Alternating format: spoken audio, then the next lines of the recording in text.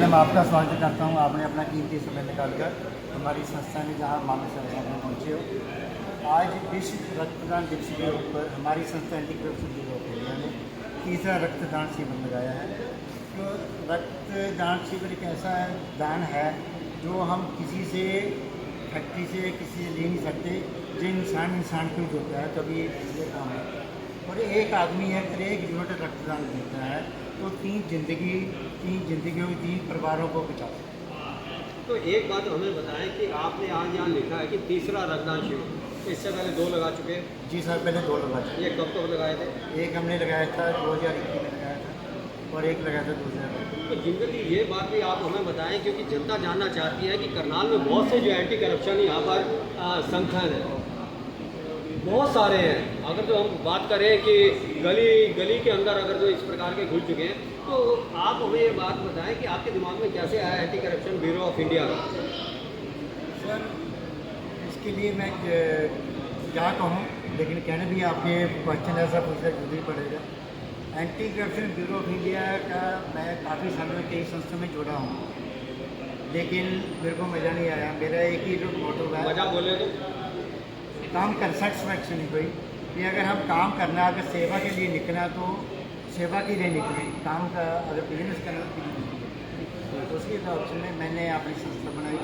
और जब से मैं संस्था बनाई है, हर साल मैं 2-3 प्रोग्राम करता हूँ। इसका निर्माण कब करा था? इसका निर्माण 2020 में हुआ। 20 में करा था। आज आपकी शाखाएँ कहाँ हैं?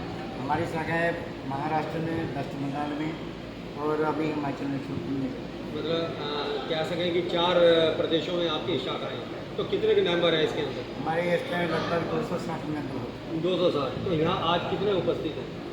हमारे जो हरियाणा डिस्ट्रिक्ट मैंने करनाल के हैं, करनाल के हमारे 30-40 मेंबर सारे यहाँ हैं। तो आपके अगल बगल जो खड़े हैं तो इनका परिचय देंगे आप? जी सर, ये हमारे अनिल शर्मा जी हैं, ये हमारे स्टेट के वाइस प्रेसिडेंट हैं। ये आज स्पेशल पंचकुला भी शिफ्ट कर गए, लेकिन संस्था के इस कार्यक्रम के लिए पंचकुला से स्पेशल जहाँ पहुँचे। यानी कि जज्बा है दिल में कुछ करने का। बहुत बहुत धन्यवाद। क्या नाम बताया? अनिल शर्मा। और साथ में हमारी बेटर हेल्प रीटा जिंदल जी।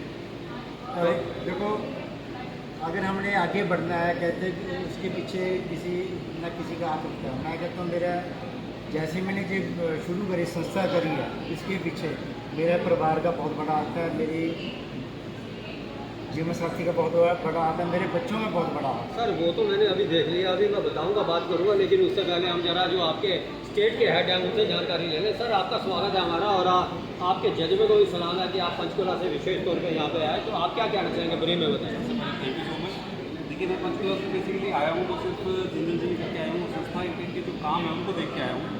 सर हमेशा एक ही बात बोलते हैं जब हम करते बैठे होते हैं तो समाज के लिए क्या करना है, हमेशा बस एक ही बात रहती है कि अनिल जी समाज के लिए हमने ये कर दिया तो आगे क्या करना है, अभी हो चुका तो इसके बाद क्या करना है। तो मुझे नहीं लगता कि शायद ऐसे बंदे, मतलब भगवान इनको बहुत ब्लेसिंग देते हैं, उनका परिवार मेरा खुश है, जो बहुत कम लोग हैं जो दुनिया के बारे में सोचते हैं। तो ये बहुत अच्छी बात बताई इन्होंने, अपनी जो शुभकामनाएं इनको प्रेषित करी। और अब लौट करके चलते हैं उस शक्ति के पास, जो शक्ति के बिना कहा जाता है कि मणि अगर जो गुम हो जाए तो सांप जो है बिल बिला जाता है, नाग जो है बिल बिला जाता है। और ये जो मातृशक्ति यहाँ खड़ी है, आप यहाँ देख सकते हैं, हमारी तो मातृशक्ति है, और इनके साथ जो जिंदल जी खड़े हैं उनके ये पार्टनर है, और होना भी चाहिए। अर्धांगिनी जो है कहा जाता है, अर्थ जो है, अगर शिव भी शिव शक्ति है तो अर्धांगिनी की वजह से है। तभी उन्हें अर्धनारीश्वर कहा जाएगा। तो उसमें जो शिवलिंग भी बना हुआ है वो अर्धांगिनी के साथ ही बना हुआ है।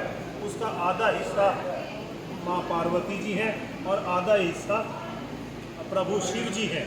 उनके मिलन से ही आदि शक्ति और सर्व शक्ति जो बनती है वो उसी के हिस्से से। ये देखेगा कि अपनी कितनी बुद्धिमत्ता के साथ इन्होंने यहाँ इसका एक विशेष अर्थ बताया और विस्तार से इन्होंने बता दिया। तो हम लौट करके चलते हैं मिसेस जिंदल जी के पास, रीटा जिंदल जी।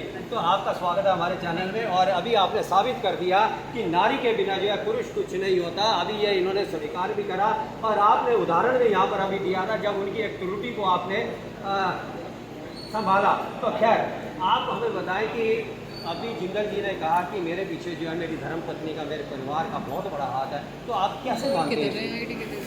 मैं तो नहीं मानती, मैं तो इन्हीं का ही सारा योगदान जो जज्बा है वो मैंने नहीं देखा आमतौर पे, ना मेरे में है। मेरा तो काम इतना ही होता है इनको सपोर्ट करनी है, हेल्थ सपोर्ट करनी है, या इनकी जरूरत है तो वहाँ करनी है, इतना ही कर पाती हूँ मैं। बट इनकी जो मानव सेवा, इनका जो धर्म है वो नीति। तो आप anti corruption bureau of India है उसके बीच में भी कोई दिलचस्पी रखती हो? हाँ जी रखती हूँ, जो भी जरूरत पड़ती है इनके साथ खड़ी हूँ।